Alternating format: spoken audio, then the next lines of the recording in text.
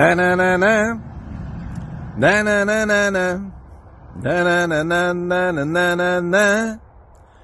Na na na na. Na na na na na. Na na na na na na na na na. Na na na na. Na na na na na. Na na na na na na na na na. Na na na na. Na na na na na.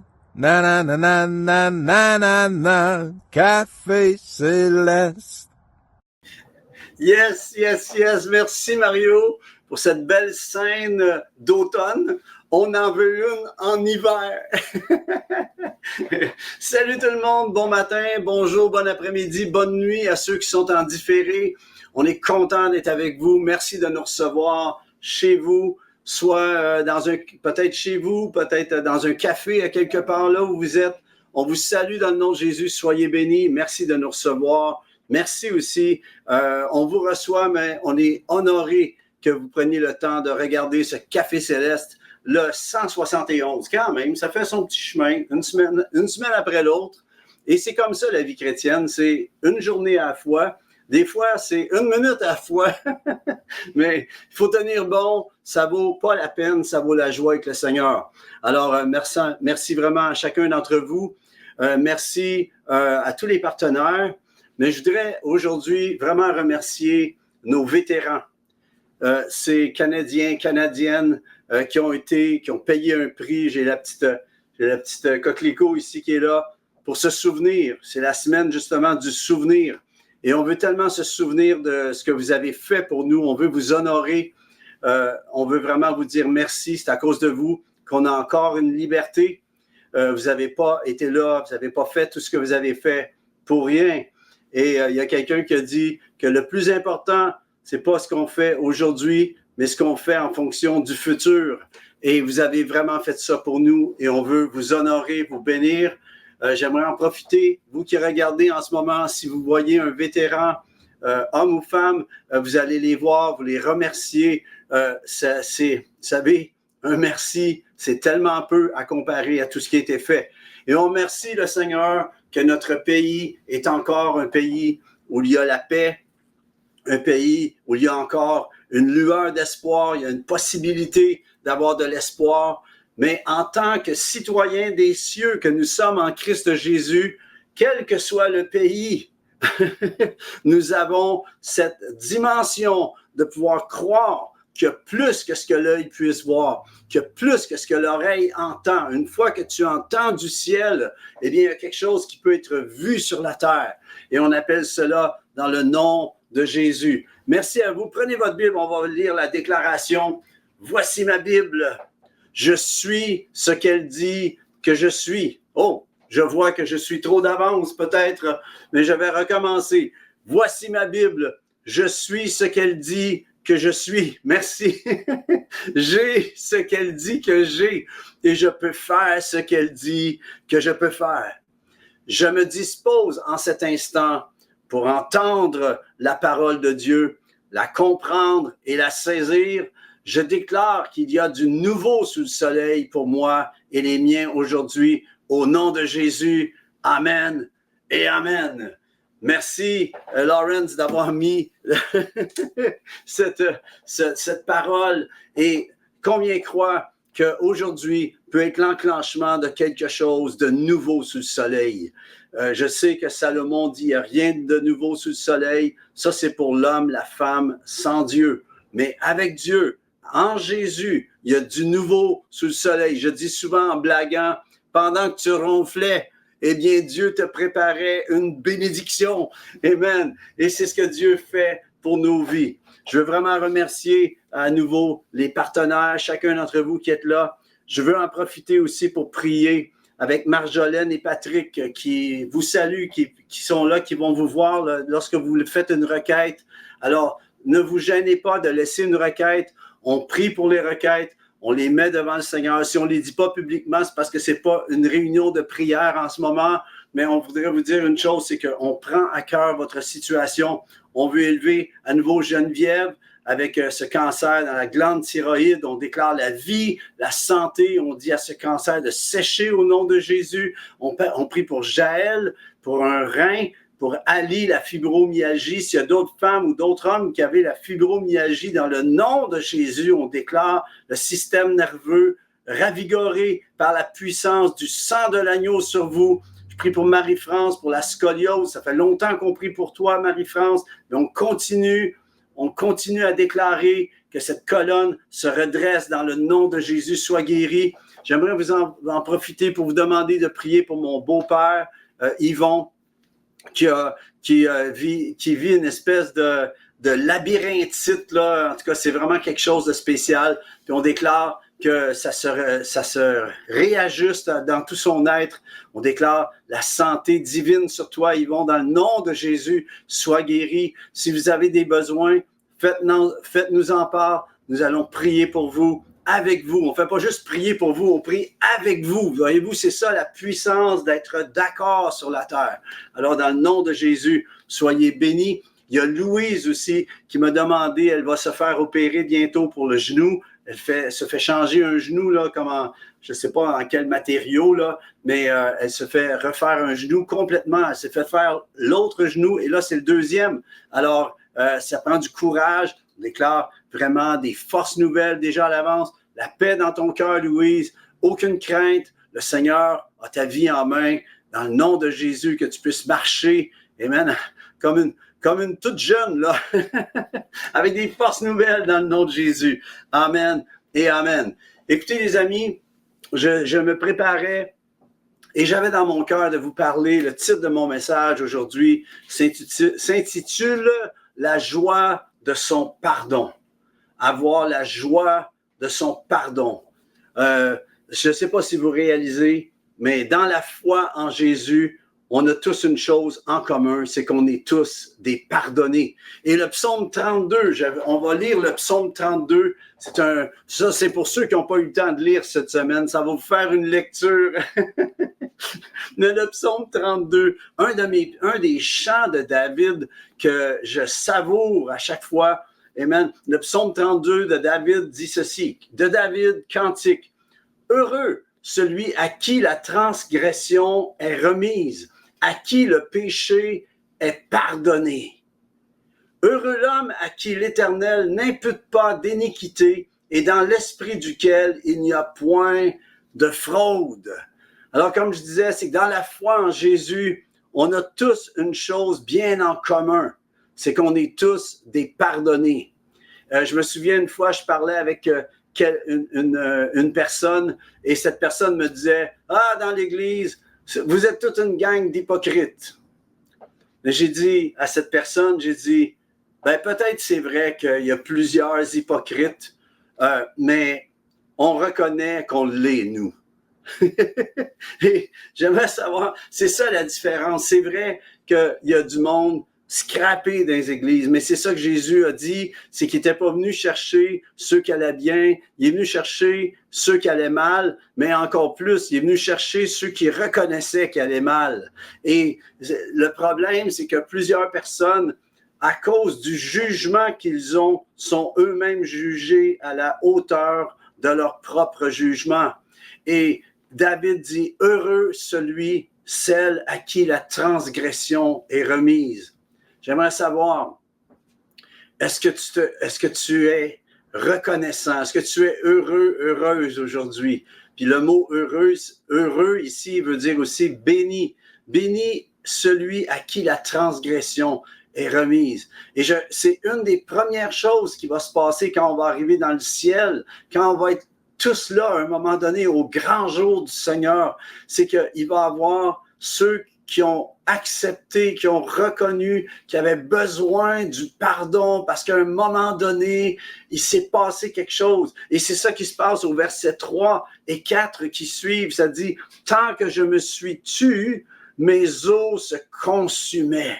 Je gémissais toute la journée. » Il y a un psaume qui dit « Je suis comme un pélican dans le désert. » Mais tant que je me suis tu, tant que je suis resté, tant que j'ai gardé ma faute en dedans de moi, tant que je ne l'ai pas confessé, mes os se consumaient, ma santé se détériorait, je gémissais, j'étais dans la dépression, j'étais down au possible. Je gémissais toute la journée, car nuit et jour, ta main s'apesantissait sur moi. Voyez-vous, quand la main de Dieu pèse sur quelqu'un, eh bien, c'est pas pour l'écraser, c'est pour l'amener à dire, Seigneur, j'ai tellement besoin de toi. Combien se souviennent de cela?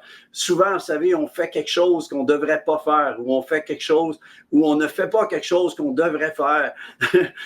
Et la main de Dieu pèse sur nous. C'est une preuve de l'amour de Dieu. C'est une preuve que Dieu a sa main sur nous. Amen. Et qu'il veut nous amener à regarder à lui, à crier à lui. Et c'est ça que David dit, tant que je me suis tu, mes os se consumaient, je gémissais toute la journée, car nuit et jour. Avez-vous déjà vécu cette situation du nuit et jour où ça pèse sur toi? Peut-être que tu vis ça en ce moment. Peut-être que tu vis, peut-être ce que je dis aujourd'hui est peut-être juste pour une personne, mais si c'est pour toi, prends-le. Ça pèse constamment. C'est comme si la main de Dieu t'a beau crier, puis tu es là, tu dis, je comprends pas, je prie en dedans de moi, mais Dieu, à un moment donné, il dit, je veux pas que ça reste juste en dedans de toi, je veux que tu dises la vraie chose. Souvent on pose des questions, mais pas la bonne question, car nuit et jour, ta main s'apesantissait sur moi.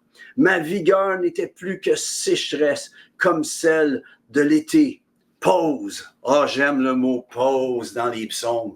Le pause, ça veut dire d'arrêter de parler. Et là, c'était le solo. Ça voulait dire solo musical, le Selah, la pause. Et il y avait un temps de lead harpe. Mais il y avait un temps où les instrumentistes commençaient à juste commencer à louer avec leurs instruments. Mais c'était une pause d'arrêter et de se laisser transporter par la louange musicale. Et là, le Seigneur dit, pause, laisse ma musique s'installer dans ton cœur. Et là, ensuite, au verset 5, ça dit, je t'ai fait connaître mon péché. C'est ça, tant que je me suis tu. Je t'ai fait connaître. À un moment donné, faut que ça sorte. Ta situation ne se réglera pas tant que tu ne déclareras pas où tu en es dans ton cœur. Je t'ai fait connaître mon péché. Et c'est ça la réalité. Oui, aux yeux des gens, peut-être qu'on est des hypocrites, les gens de l'extérieur qui jugent. Ils disent, garde-moi les hypocrites qui s'en vont à l'église. T'as pas compris, on s'en va pas à l'église. On est l'Église, nous sommes l'Église, nous sommes le corps de Christ et on a tellement besoin de reconnaître qu'on est pécheurs, qu'on est des pécheurs rachetés. Comme je disais la semaine passée, il nous a rendus dignes, il nous a dignifiés pour la table. On a droit à la table. Les gens peuvent dire ce qu'ils pensent de l'extérieur parce qu'ils nous voient avec ce qu'on a fait ou ce qu'on fait peut-être qui semble pour eux autres qu'on ne vit pas au standard. Mais j'appelle que le Seigneur nous donne de reconnaître. Il dit, je t'ai fait connaître mon péché. Je n'ai pas caché mon iniquité. J'aimerais savoir, toi, sur lequel peut-être en ce moment, tu vis quelque chose qui pèse sur toi. Tu te dis, je comprends pas. Y a-tu quelque chose que Dieu te dit de confesser? Je t'encourage à te tourner vers Dieu aujourd'hui et d'oser dire, Dieu, je peux pas rien te cacher. Il n'y a rien que nous pouvons cacher. Il dit, j'avouerai mes transgressions à l'Éternel et tu as effacé la peine de mon péché. Un autre version dit, et tu as effacé la peine de ma faute. Et savez-vous quoi? On a tous fait des fautes. On en a tous fait. Et malheureusement, on va certainement tous en faire encore. Mais il y a un mot qui suit après le mot péché. Pause. Laisse la musique, laisse le solo, laisse la louange musicale monter dans ton cœur. Laisse Dieu commencer à te downloader sa louange dans ton cœur. Amen. Et là, c'est écrit au verset 6. Qu'ainsi tout homme pieux, toute femme pieuse te prie au temps convenable. Ça veut dire quoi, ça? J'ai souvent me demandé, qu'est-ce que ça veut dire au temps convenable? Eh bien, le temps convenable, ça dit, si de grandes eaux débordent, elles ne l'atteindront nullement. Qu'ainsi tout homme pieux te prie au temps convenable. Ça veut dire, c'est quand tu pêches. Quand justement tu fais l'erreur, quand tu es mis en lumière, quand ça a pesé à un tel point, le temps convenable, c'est de dire, Dieu, je suis rendu au temps convenable. Je suis rendu à ce temps où j'ai besoin de me tourner vers toi.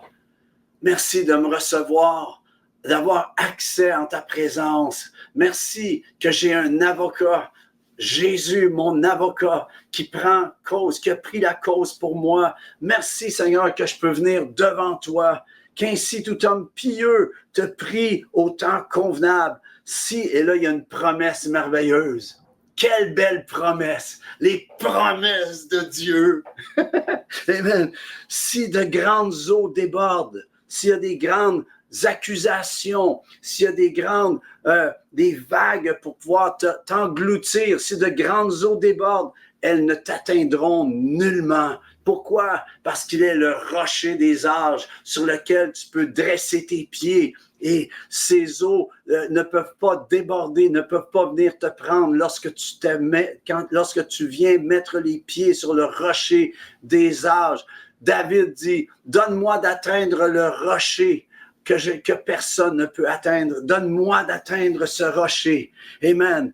Et là, c'est ici que la louange s'installe. Tu es un asile pour moi. Tu es un refuge. Tu es mon seul refuge. Tu me garantis de la détresse. Tu me sors de la torpeur. Tu me sors de ce trou. Tu me sors de cette situation. Combien c'est pour vous en ce moment? Faites-moi un petit thumbs up si c'est pour vous en ce moment. Tu es un asile et j'aimerais t'encourager. Alors que peut-être pendant que je partageais ceci, que tu as peut-être fait connaître, eu le guts de dire, Seigneur, voici pendant que tout ce qui se passe en ce moment, j'ai le guts de te dire, voici, je veux me repentir, je te fais connaître mon péché, tu le déclares. Et lorsque tu déclares ce que tu as fait, lorsque tu déclares ce que tu as dit peut-être quelque chose à quelqu'un de pas correct, quoi que ce soit, le Saint-Esprit vient et il te conduit ensuite. Il dit, David dit, tu es un asile pour moi, tu me garantis de la détresse, tu m'entoures de chants de délivrance. Pose encore une fois la louange, le download de la louange de Dieu qui s'installe dans ton cœur alors que tu te tournes vers lui. Et là, c'est l'entrée dans la louange. Voyez-vous, de 1 à 6, c'était comme pesant. Et tout à coup, un coup que tu as parlé et que tu as commencé à dire, Dieu, c'est toi qui es mon asile, c'est toi qui es mon refuge, c'est toi qui es ma délivrance. Et que tu commences à le louer et tu déclares, voyez-vous ce que David dit? Il dit, tu me garantis de la détresse. C'est lui qui le déclare de sa bouche. Oui, j'ai péché, mais c'est toi mon refuge. Tu me garantis. Tu sais, quand c'est garanti, aujourd'hui, il faut payer pour avoir des garanties. Tu achètes quelque chose, il faut que tu payes la garantie en plus. C'est pas à l'achat. Jésus, dès qu'il est dans ta vie, tu n'es pas obligé de payer pour la garantie parce qu'il est ta garantie. Tu me garantis de la détresse. Tu me garantis de la dépression. Tu me garantis de l'insuccès, de la défaite. Tu m'accordes, tu m'entoures de chants de délivrance. L'atmosphère change dans ma vie alors que je déclare qui tu es. Je déclare ta grandeur, combien tu es bon pour moi.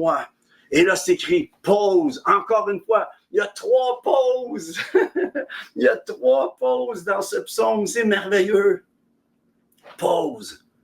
Et tu games de prendre la pause, de te reposer aussi en lui. Et là, lorsque tu rentres dans la louange, et là, Dieu parle. Il dit ceci, une autre promesse. Je t'instruirai et te montrerai la voie que tu dois suivre. Je te conseillerai, j'aurai le regard sur toi. Come on, pense à ça. Je t'instruirai et te montrerai la voie que tu dois suivre. Souvent, plusieurs personnes me demandent. C'est un verset qui est très significatif pour moi parce que c'est le verset où quand Dieu m'a appelé. C'est là que je suis rentré à l'école biblique ensuite. Et il m'a promis ceci, c'était la promesse. Je t'instruirai. Et il y a une autre version qui dit, je te rendrai sage. Je te rendrai sage et te montrerai la voie où tu dois aller. Je te conduirai dans la voie que tu dois suivre. Je te conseillerai. Et nous avons le conseiller, nous avons le Saint-Esprit pour nous montrer, pour nous dire. Et souvent, il y a des gens qui courent après les prophètes et tout pour entendre. Puis c'est correct, on peut entendre des hommes, on peut entendre, mais Dieu veut te parler à toi. Puis tu es capable d'entendre ce qu'il a à te dire. Si un prophète te parle, ça va juste confirmer ce que tu sais déjà dans ton cœur. Je t'instruirai. Le Seigneur te le dit aujourd'hui. Je vais t'instruire. Je vais te rendre sage. Je te montrerai la voie que tu dois suivre. Tu es peut-être au carrefour des décisions en ce moment dans ta vie. Le Seigneur te dit, si tu regardes à lui, je t'instruirai, te montrerai la voie que tu dois suivre, celle que tu dois prendre. Tu as peut-être 2, 3 directions que tu pourrais prendre. Le Seigneur va te montrer par le thermostat de sa paix dans ton cœur. Il dit, je te conseillerai, j'aurai le regard sur toi. C'est-tu bon de savoir que le follow spot de Dieu est sur ton cœur et que là, tu es dans sa lumière, il te montre chaque pas que tu fais. Sa parole est une lampe à tes pieds. Amen. Est une lumière sur ton sentier. Verset 9 dit ceci. Ne soyez pas comme un cheval ou un mulet sans intelligence. Ça fesse. Tu viens de te faire dire que Dieu te promet qu'il va t'instruire, qu'il va te montrer la voie que tu dois suivre, qu'il va te conseiller, qu'il va avoir son regard sur toi. Mais il dit, attention, je connais le cœur de l'homme. Ne sois pas comme un cheval ou un mulet. Sans intelligence. Parce que souvent, c'est là qu'on se ramasse. Justement, puis là, ça dit, on les bride avec un frein et un mors dont on les part afin qu'ils s'approchent point de toi. Ça m'a pris un petit bout de temps à comprendre ce que ça veut dire. C'est une expression, c'est un avertissement qui dit, sois pas comme un cheval ou un mulet sans intelligence. Tu sais, là, on les bride les chevaux, les mulets, avec un frein et un mors dont on les part afin qu'ils s'approchent pas de toi. Sois pas ce genre de cheval-là. Sois un pur sang qui écoute. Sois ce cheval, sois un bon cheval qui écoute. Sois pas un cheval ou un mulet sans intelligence. Le Seigneur veut que tu reçoives l'intelligence d'en haut. Le discernement d'en haut pour pouvoir prendre les bonnes décisions. Mais pour cela, sinon, on est obligé de te mettre un mors et un frein afin que tu ne blesses pas tout le monde autour de toi. Parce que si tu n'es pas à l'écoute de Dieu, tu es à l'écoute de tout ce qui se passe autour et tu peux être plus blessant que bénissant. Amen. Le verset 10 dit ceci. Beaucoup de douleurs sont la part du méchant. Puis une autre version qui est proche de l'hébreu dit « Beaucoup de douleurs sont la part du criminel. » Mais, j'aime le mets de Dieu. Aimez-vous le mets de Dieu? Le mets de Dieu est une table succulente. Amen. Celui qui se confie en l'Éternel, celle qui se confie en l'Éternel est environné de sa grâce. Verset 7, ça disait « Tu m'entoures de chants de délivrance. » Mais celui qui se confie en l'Éternel est environné de sa grâce. C'est quoi sa grâce? C'est quelque chose que tu ne mérites pas, mais qui t'est accordé du ciel quand même. Combien ont besoin de sa grâce en ce moment? Je l'appelle sur ta vie. Et c'est une merveilleuse promesse qu'il donne. Il dit, oui, il y a beaucoup de douleurs qui sont la part du méchant, mais celle qui se confie en l'Éternel est environné de sa grâce. Qu'est-ce que tu dirais de faire partie de ceux qui sont environnés de sa grâce? Comment tu fais ça? C'est tellement simple. Confie-toi en l'Éternel. Fais juste te confier en lui. Amen. Je termine avec ceci. David dit, juste, réjouissez-vous en l'Éternel et soyez dans l'allégresse. Poussez des cris de joie, vous tous qui êtes droits de cœur. Et je vous souhaite une bonne semaine à tous. J'aimerais vous encourager à vous souvenir de la raison de vous réjouir. C'est que vous êtes des pardonnés. C'est la différence, mais c'est ce que nous avons tous en lui. On est pardonné. Marche comme un pardonné. Amen. Sois joyeux, sois joyeuse. Bonne semaine à tous. À bientôt. Merci. Bye.